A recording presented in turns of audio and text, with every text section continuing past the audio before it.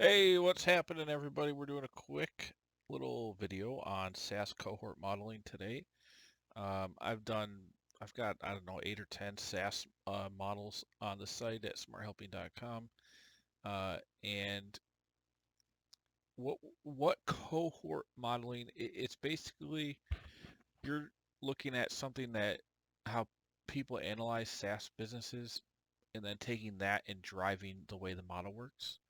So when I say cohort, I'm just simply saying a group from a given month, and we want to see how they perform over time. Now, in terms of modeling, we're going to drive how they perform over time, and that drives the financials. And I'm just going to look, so it's really easy to see. We're just going to look at a single cohort of 1 month,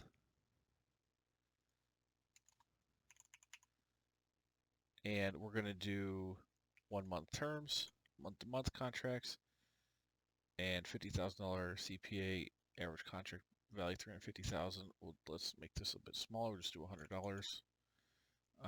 We're gonna say this does not change over time. Oh, before I forget, subscribe, like the video. Also, if you want to see the model I'm doing right now is this one, B2B SaaS. This is the template I'm using. But you can buy all the SaaS models I've ever built and gain access to everything in the future for $289. That's a lifetime license. All kinds of models here for SaaS. Um, this is the one I'm going to do or I'm looking at right now to do this little tutorial.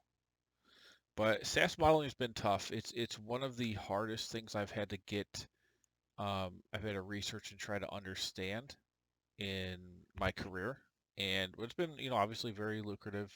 It's tough, but people need it done, and it's really a valuable skill. So I'm happy to do it.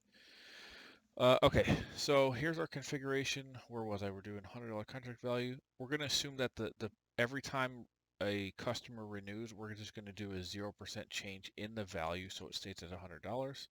If you were to put this at, say, 10%, that means every time um, a person in cohort 1 renews, they actually renew at a higher price.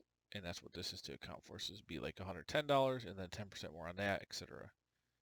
So it's a way you can kind of model negative churn potential. We're going to put 0% there.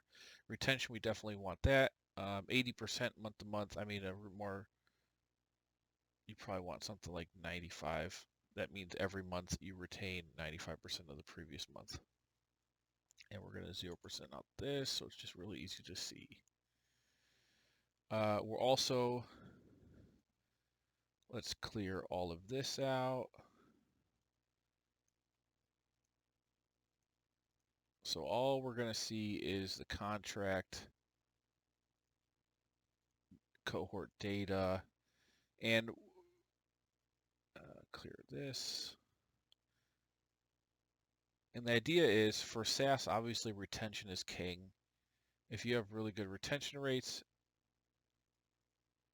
your MRR is valued really high. You can get a really high MRR without having to spend a ton and ton and ton on sales and marketing, because you're retaining everybody that you get. All right, zero all this out. Just zeroing everything out.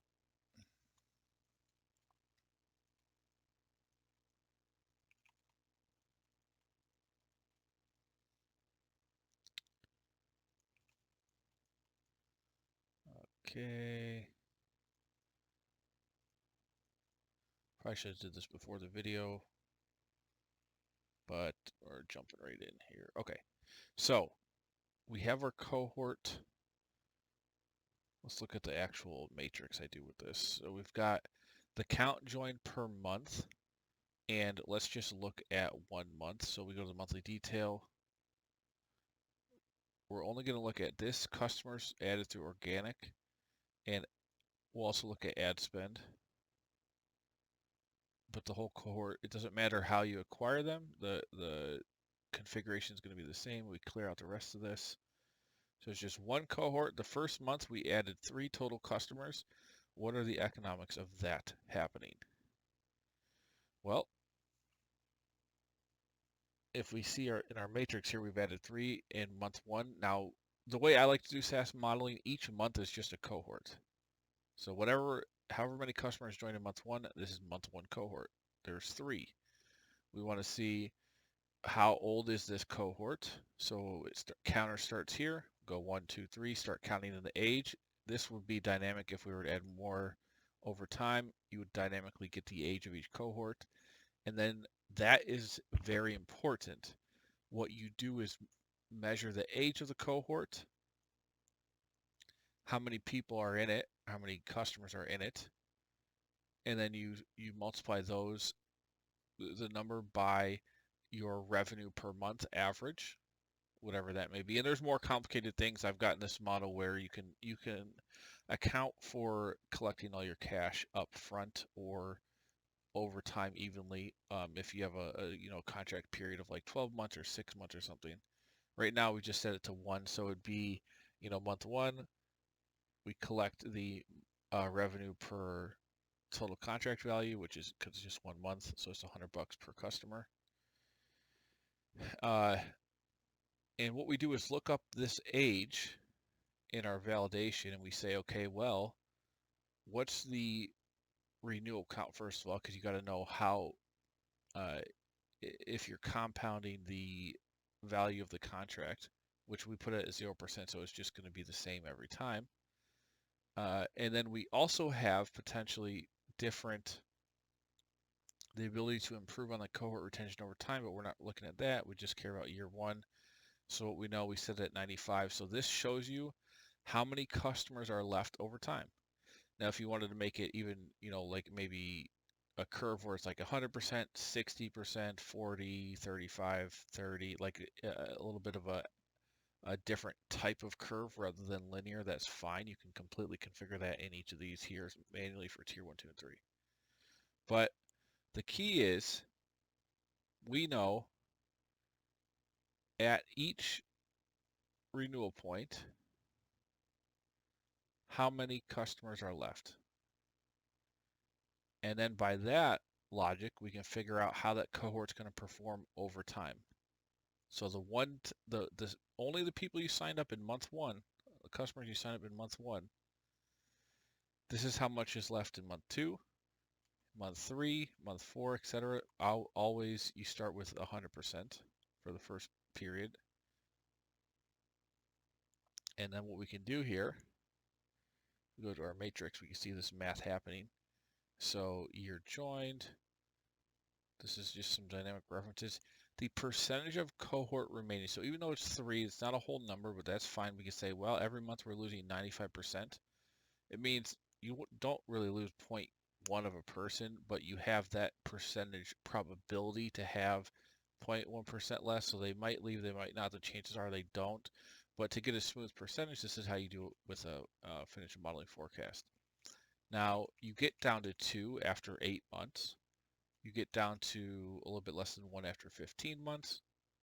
And this is starting with 3, and then you finally are going to 0 after 20 months based on that retention schedule we have. So to figure out the value of this cohort, all we're doing is saying you had 3 people join here. They're paying $300. Next month we have a little bit less customers. They're paying $285. A little bit less customers, now they're paying $270. But this is only activity from people joining in month 1. This is not people that joined in month 2, 3, 4, 5, etc. We zeroed all that out. So just looking at a single cohort's financial performance. Now, what if you wanted to say, well, I think actually that I'm going to churn customers, but the ones that stay will end up paying more because of add-ons and upsells? Well, you could try to model that by saying, well, what if we think on our configuration here that we get 15% more money from the customers that stay? Now, if we go over to this matrix, look here. We actually go from $300 in month 1 to $328 in month 2. That's actually a negative churn. We have negative because churn's a bad thing, so you lose money. But if you have a negative churn, it technically means you actually have more money with less customers. and you can see this 10% going up. You're still above the 300 mark, even as, because and it's monthly here. So I mean, getting 15% per month is pretty, like that's a lot. So it's not realistic, but you can see the financial effect. Usually, I mean, 10 or 15% for 12-month contracts is probably more. And again, it depends on the business. It's completely arbitrary in this case, but it just depends on the business. So here you can see finally we're going down below $300 after month 20 of that initial cohort that joined in month 1, and then 0. So that's pretty much it for cohort modeling. And when you look at this, when you're trying to analyze existing actual data, this is how you do it. You figure out, well, how many people joined in whenever you started the forecast in this month? How much did they pay in month 1? How much did they pay in month 2? How much did they pay in month 3? Etc. And you model that out. You can create retention off of that based on how many customers are existing after each month. And all of that can inform numbers to model going forward or to just report on existing data. And then you would go to like, okay, how many people joined in month 2? What did they pay? Well, month 2 is over here. And if you're looking at the actual model time period, so these people joined in month 2, what was their retention in money? How much did they earn the company, etc. So that's how you report actual data. And that's why this model is so great, because you're looking at real um, you're taking the reporting style and then integrating it into the configuration style so that it matches, so that it makes sense to people when they go to try to forecast. They can forecast with the same concepts and methodologies that are used to analyze. And then here's your churn count each period. Here's just a straight line, so you can see over time we add up to 3 after you add them all up. 3 total customers. Here's the dollar value churn. And again, we're going up, so we're actually negative. This is where the negative churn comes in when I put in, they're actually paying 15% more every month that they renew. So there's that. And then this is logic for collections. Now if you're collecting customer receipts up front, and you can see what would happen if this is 12 here, the contract length. Well, watch how things change. Now you've got revenue over the full 5 years, but look at this. The total contract value did not change. So it's still $100, but now it's spread over 12 months instead of $100 per month. Now, if I were to, let's just extrapolate and say, okay, it's actually $1,200. Maybe you give a little discount. Maybe it's $1,000. And these people sign up for 12 months. Well, now, yeah, you see a significant difference, because they're paying, person is paying that much, and they're staying for 95% are staying after 12 months rather than after 1 month. So it's a huge difference. Now, if we go over here, you can see this is where the actual cash is collected, because I have it up front. So that's just for cash flow modeling, but for the value of the contract over time, you can see that's here, and it's not changing again until the renewal period. So here's renewal. Month 13 is now 10% more for everybody that stays, and you've got 95% of the customers left, which is this.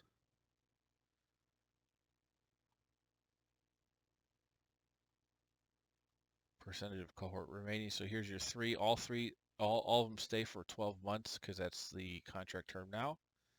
And it's a completely different style, but that's the beauty of this model, is you can do all kinds of different things. And then if we look at some visuals,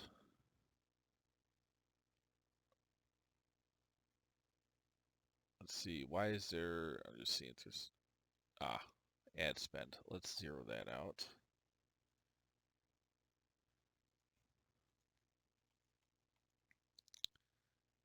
Okay.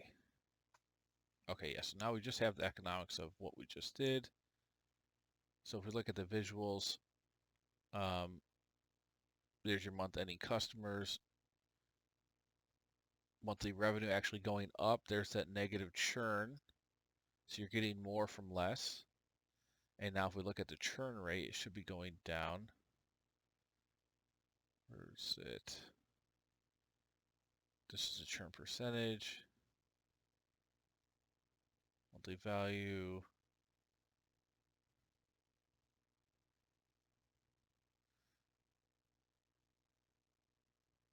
Okay, average monthly churn. Negative. So that negative is you actually gaining. Because normally churn is saying, okay, how much did you lose? Well, we lost -8, meaning you actually increased. And these are in every renewal period. Since it's 12 months, those are kind of far apart, but you get the idea. Now it'll look way more smooth when you add in assumptions for different tiers, as well as I just had 1 month worth of data, so you guys can kind of understand the concept here of what is happening. Now look at these numbers changed because I took away the ad spend, so you're only getting customers through, well, it's just the one single customer rather.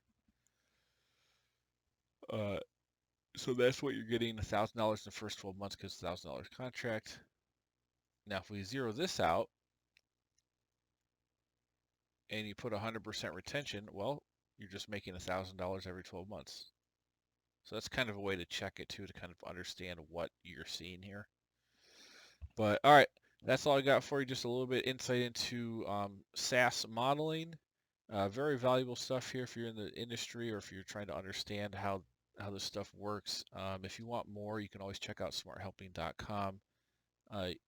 Check out the financial models tab at the top. This lists all the templates on the entire site. You can get everything I've built for $9.99, or you can buy by category or industry specific. I also have a lot of real estate models. Here's all the different models for various industries. Got a lot of cash flow waterfalls, accounting tools, HR management, personal finance, Google Sheet structures, sales pipeline managers, and general valuation. I do billing work for $165 an hour. If you want custom work done on any spreadsheet or you want a new model built, I can do that. And don't forget about the template discounts. So I've got that all automated now. So depending on how many items you have in the cart, you'll get a higher discount for having more templates purchased at once. And that's site-wide as well. Alrighty, well, I'll see you guys on the next one. I think the next model I'm actually going to build on Monday of next week would be a cost segregation model, which is in the real estate sector. Mainly, it's really for just depreciation, and I mean, it could apply to anybody that owns buildings and depreciates them. But we'll get into that later, and I'll see you guys here next week.